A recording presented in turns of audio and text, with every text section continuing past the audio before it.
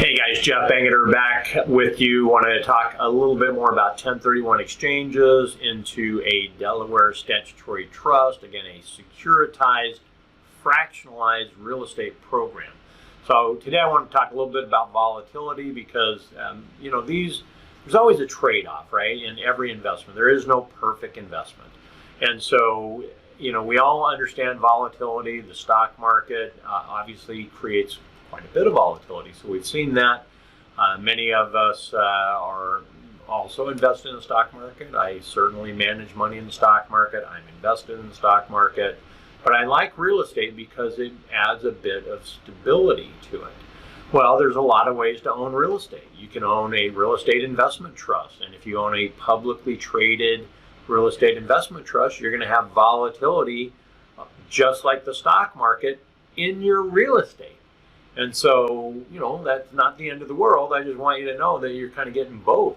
Whereas if you just own direct real estate, you only have the volatility of the real estate market in the community that you own the real estate.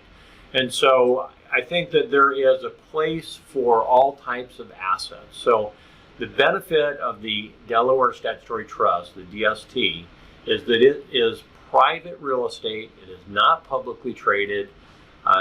That creates two things. One is it creates stability. We're not sending out an appraiser every day to see what the value is today, right? You don't do that on your property either. So the property value is what we paid for it until we appraise it again. So you're not going to see all this volatility and you don't have to worry about it. And we're not in a hurry to sell it. So if we go through a downside a cycle in the real estate industry, we're not going to sell it in a down market. We're going to wait, just like you would, until it comes back up. So you don't have all of that, getting crushed in the stock market. So what's the trade-off? It's not liquid, right? You own a piece, a beneficial interest, in a large real estate project. I would say our smallest ones are maybe $15 million. On average, I would say they're $30 million, and pretty regularly, $100 million and above. We've seen some really big projects, over $200 million. So, these are projects that we're not going to sell just because you need your $1 million back. So you need to make sure that you keep cash out. So if you have just regular cash, stock market money, whether it's your IRA, just non-qualified money, whatever, that's your liquid money, and this is your illiquid money. This is your real estate money. We don't want to sell real estate just at a whim, right? So you're going to hold on to this probably for 5 to 10 years. I see most of them sell out about year 7. Some of them sell out even faster. We have one sold in 2.5 years. So they do go fast sometimes, but you always have to be prepared to hold it for that 5 to 10 years. So what if you absolutely need out? Well, you can offer your shares to the other investors inside that project. I cannot help you do it. The sponsor company can, so we can certainly get you in contact with them, and they will let every other investor know that somebody wants to sell their shares.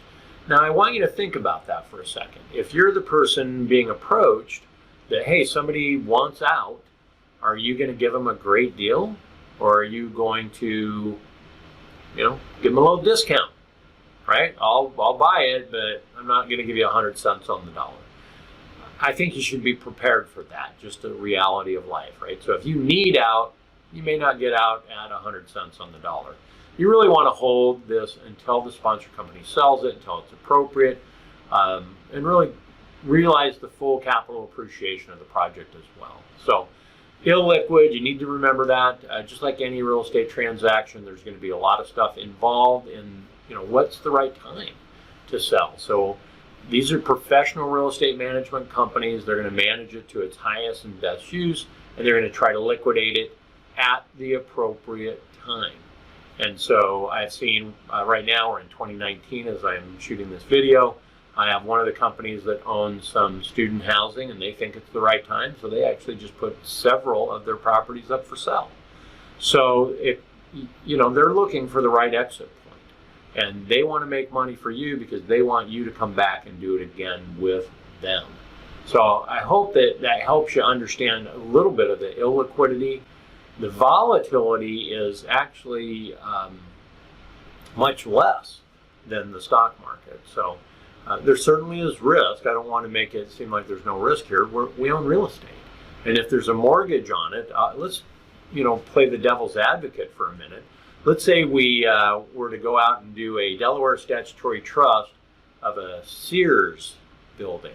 It'd be a really bad idea right now in 2019. I'm not sure they'll survive a few more years. But anyway, let's say we did. And we mortgaged it 50 or 60 or 70%. And then Sears goes out of business or closes that location. Well, then we have a debt that has to be paid. So we have no rent coming in. We do have a little bit of a surplus. Generally, they're going to have a set-aside account with surplus in there. But it's only going to last for so long, 6-8 months or so, and then they're going to run out of money, and then they can't service the debt. Could lose the property, right? So you could lose. You could lose everything in that situation. So what do? We don't do that, right? We make sure that we have either big apartment complexes or storage facilities or really, really good corporate tenants. And, I saw one that was a year or two ago, actually I think a year ago, and it was actually guaranteed by the state of Iowa. It's like, okay, well, I don't know that you'd have to worry too much about that. So that's really our relationship, right? I want to understand you well enough so that we can make some good recommendations to you. I don't want you to get into something that you shouldn't get into. And if you're a little bit more risk tolerant, we have oil and gas, mineral rights properties, and we have, you can do retail. Retail's a little scarier these days, right? With what's going on with Amazon and the other e-tailers, right? So there are other things out there that have higher returns and higher risk. I need to know you a little bit to make sure that we make the right recommendation to you. So all that being said, I just want you to understand that real estate does have a pretty normal cycle. And, like here in California in 2019, a lot of people think we're pretty high at the top of the cycle and not a bad time to get out. But, you never know what's going to happen. Nobody has a crystal ball. We don't know. And so there's an opportunity, though, to cash out and go to other parts of the country that are not maxed out in these real estate values. And again, these are large projects, typically, again, in a Class A apartment, $30 to $50 million, you're going to have, really 200 to 400 tenants. There's a lot of security there, right? I mean, they're not all leaving one day. So you have a lot of security if you go with that approach. So I think this is really, as you understand the commercial real estate, you'll understand that this really is the right way to own real estate. So thanks for watching and tune in again.